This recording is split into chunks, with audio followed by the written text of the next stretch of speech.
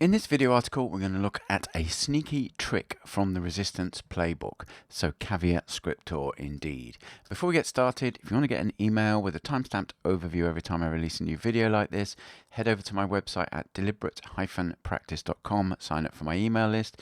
There's other content at that website, plus in the weeks and months to come, there'll be some thank you goodies that are only for email subscribers.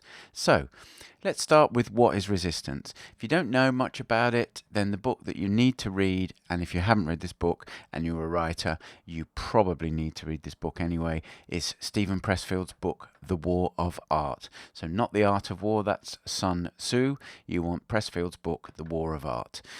Resistance is a psychological and creative barrier that writers come up against whenever they're writing, and it prevents them engaging with their work, and it has numerous little tricks and strategies in its playbook. Some of the common ones are self-doubt, procrastination, perfectionism, or problems finishing and shipping, or problems shipping your work out into the real world. All things that, if you've written any number of stories, you've probably come across one or more of those. Before I talk about this sneaky trick that the Resistance Playbook can use on you, let's just have a look at how resistance works, and I'll just give you a 30,000 foot overview. So resistance stems from the ego, and it's a self-preservation mechanism, and the ego hates change. So anytime you've wanted to do something new, whether it's start a new habit, lose weight, start fitness, anything like that, you might find that you do it okay for 2 or 3 or 4 days, but that you then drift off. And that's the ego at work, because it doesn't like change. And the reason it doesn't like change is because thousands of years ago, change potentially meant death, whether that was going down a path in the forest that might lead to somewhere where there were aggressive animals, or doing something that meant you got thrown out of the tribe, and being thrown out of the tribe often meant death. So there was strong internal psychological pressures to conform to the norm, because change meant death. And unfortunately, evolution moves in very long cycles. So we're still equipped with the same primitive neural architecture in the 21st century that we had in 10,000 years ago. So we still have this issue that anything to do with change the ego really doesn't like. And it perceives writing, and also things associated with writing, like exposing to your stories to others to be read, as change, and it will try and stop it. Now that kind of change obviously doesn't mean if you send a story out and it gets rejected, you won't die, you won't have any physical harm come to you, but the ego perceives the potential mental harm of, oh no, I've been rejected, how is this going to affect me? If you haven't seen the video article I filmed a week or so ago about how my third novel was rejected by HarperCollins, this is a classic example of how the ego reacts when faced with change. So go and check that one out, and have a chuckle at my expense.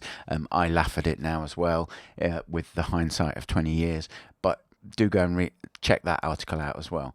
So the Resistance Playbook has got common plays that it deploys. We've mentioned some of them, and Steve chronicles a number of them in The War of Art. Things like self-doubt, oh, I can't write anything like that guy, I should just give up.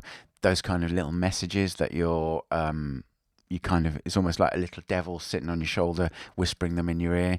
Perfectionism, I can't send this out because it's not perfect. There are some spelling mistakes, there's typos. I've done some grammatical errors here, I need to fix those.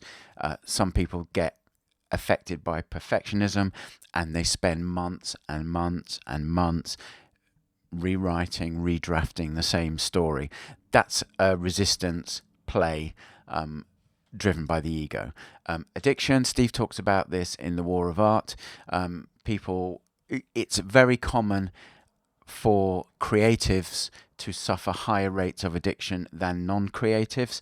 I have an interesting side take on this for musicians, way beyond the scope of this video, so I won't go into that now, maybe at some stage in the future. Steve thinks, and addiction doesn't necessarily mean drugs and alcohol. It can be sex, it can be porn, it can be addiction to really poor habits that stop you writing and expressing your creative self through your writing. Again, read The War of Art for more on Steve's thoughts on that. Fear of the blank page is another one. You see this white page in front of you, and then it combines with self-doubt. Oh no, what words am I going to put on there? And if the ego can stop you there before you've even put a word down, it's won the battle for that day immediately, and it can just relax, and so on. But if these ones don't derail you, and these are like the common ones, and there are other common ones as well, it's got more tricks to deploy. And I think what we're about to talk about now is one of the sneakiest tricks in the resistance playbook. And it's going to sound counterintuitive, but for me, I've had it happen so many times that I'm assuming it happens to other writers. So if this does happen to you, please leave a comment under the video, send me an email and say, oh my God, no one's ever said anything about that before. This happens to me every time I'm working on a project. So what happens is you're working on a project, maybe you've got 10%, 20%, 30%, maybe even 50, 60% into it, and the ego's going, this project's nearly finished. We've let him get this far, but when he finishes it, he might send it out to someone. We might get rejected. That might lead to some issues with our self-image. We need to stop this. And what it does, and for me, when I'm trying to finish a project, this happens. It uses what I call one of its tactical nukes, and it gives you a great idea for another project that just materializes out of nowhere. And you get these great ideas, and they're like eureka moments, and you go, oh my God, that would be such a great book to write, or such a great video article to do, or whatever projects you're working on. And it's a way of resistance trying to get you to stop working on what you're working on and try and stop it finishing and switch to something else, when it will then let you get to 50 or 60 or 70%, and it will pull the same trick. So, to overcome this, the answer to the writer's worst question first, and that worst question is, and you hear writers talk about this, is they get asked at talks all the time, where do you get your ideas? Harlan Ellison famously said there was a shop in Schenectady or Poughkeepsie or somewhere like that, and they would send ideas out in a plastic bag or a brown paper bag on a Wednesday afternoon, something like that. But now you can say, your answer could be, my ideas come from resistance, and it sends them when it's trying to distract me from finishing a project. And if you've ever suffered from this, as I said in the previous slide, please let me know, so I know I'm not the only person who suffers from this little resistance trick. So how do you deal with this sneaky trick? The most important part of dealing with this is to show the ego what is truly important to you, and that's to finish the project you're working on. If you stop the project you're working on or shelve it and go and work on something else, then the ego has won, and it will use this trick again and again and again. And you'll end up with a bunch of half-finished stories in a drawer somewhere, or gathering virtual dust on a hard drive somewhere, and you don't want to do that. You want to, one of the most important things writers can do, apart from write, is to actually finish what they're writing. So you've got to show the ego that finishing what you're writing is more important than getting sidetracked with a new idea. The more projects that you actually finish and ship, the easier it will be to deal with the ego, because the ego will then go, actually, we've sent out these 10 stories, these 20 stories, these 30 stories, and yes, some of them we got rejected and it was disappointing, but then some of them got published and that was great, or some of them got accepted and that was great, or we got great letters from readers who really enjoyed the story, so that was great. And the only way you can start that virtuous cycle is by shipping projects and getting them out there. So that's the most important thing. When you're confronted with this, is finish what you're working on, ship it, and then move to the next project, whether it's this great idea that's just come out of nowhere. But if it is truly a great idea, what I like to do is make a detailed record of it so I can come back to it in the future. And there are numerous ways you can do it. Some people can just sketch an idea out on a piece of paper in one paragraph and come back to it, read it a year later, and instantly be flooded with all the revelations that idea brought to them. I struggle to do that. So what I tend to do is I create a separate free writing document, and then I detail everything about that idea that the ego wants to feed me on this new great idea it's come up with. And I do that using multiple free writing sprints. So if you're not familiar with free writing sprints, this is from Mark Levy's book, The Accidental Genius. Great book for all writers. Definitely should be another book that's in your writing library. And basically what you do is you set a timer. It's a bit like an accelerated version of like the Pomodoro technique. You get a timer, you set it for 12 or 15 minutes, and you literally go hell for leather, write as fast as you can about this idea, get all the details you can. When the timer goes off, stop, go for a walk, go for a wee, get coffee, do what you need to do for 10 minutes or so.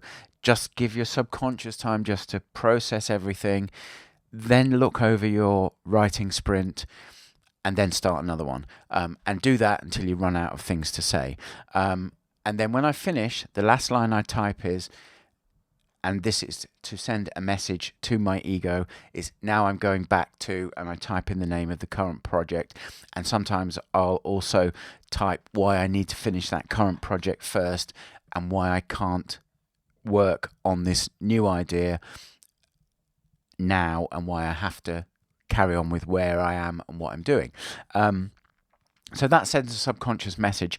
Another way of doing it, which just came up in the last few weeks with some of these articles I've been creating and exploring things to do with short story writing.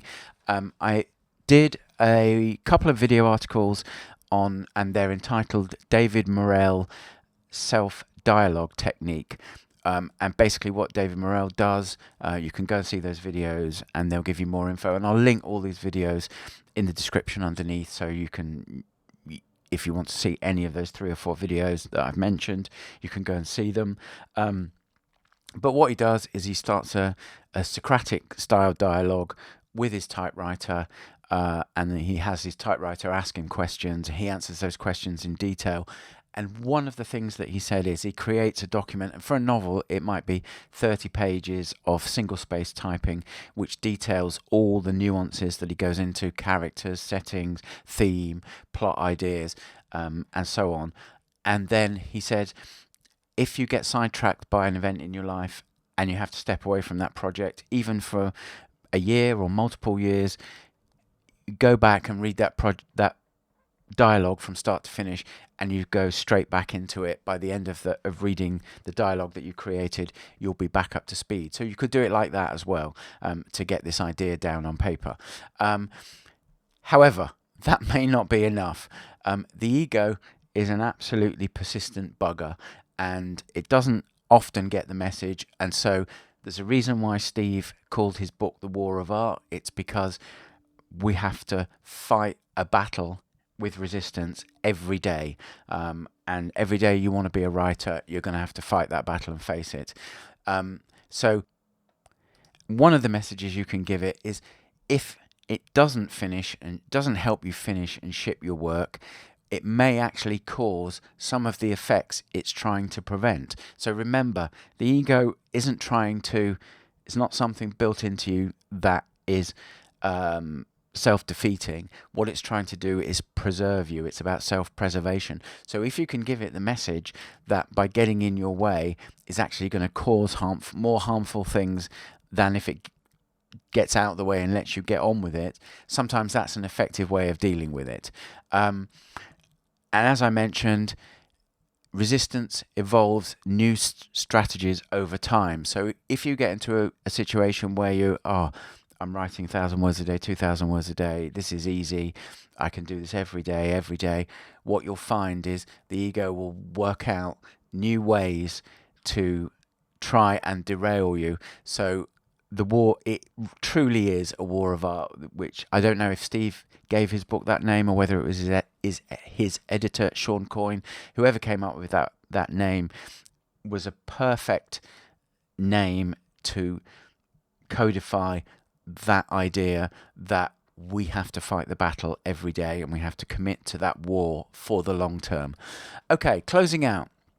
There are other ways to deal with resistance, and just as resistance has its own suite of tools to try and derail writers, we have to build our own suite of countermeasures so we can keep writing.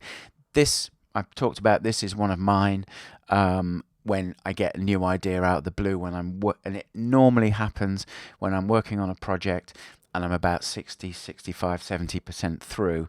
And I find, for me, once I start on a project, I find the first 30, 40% is really quick, and then things start to slow down, and somewhere around the 60 to 70% mark, a great idea will come out of nowhere, and I'll go, oh my God, that is a great idea. I've got to go and do that.